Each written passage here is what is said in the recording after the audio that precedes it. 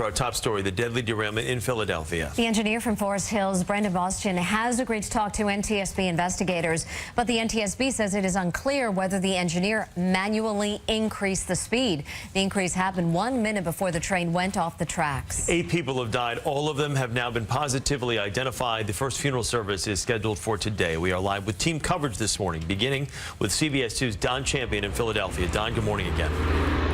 Good morning, Chris and Mary. We are told that engineer could be interviewed by the NTSB over the course of the next few days. A friend of the engineer told the New York Times that he was just released from the hospital yesterday. Meantime, here at the derailment site, the work of repairing power lines and tracks is already underway.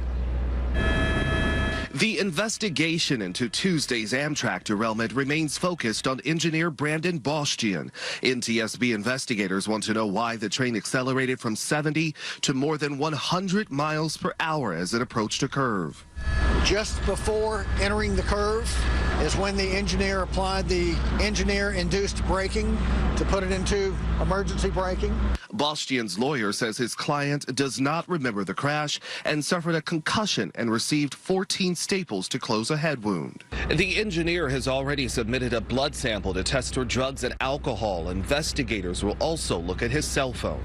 That's him and me there. Childhood friend James Weir spoke with Bastian after the accident. He's very distraught.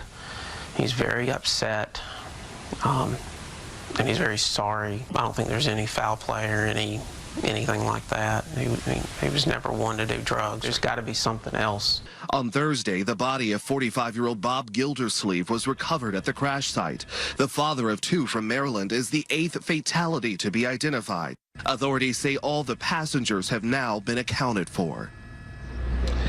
In a blog posting yesterday, the CEO of Amtrak said the railroad takes full responsibility for the derailment. We're live in Philadelphia. Don Champion, CBS 2 News.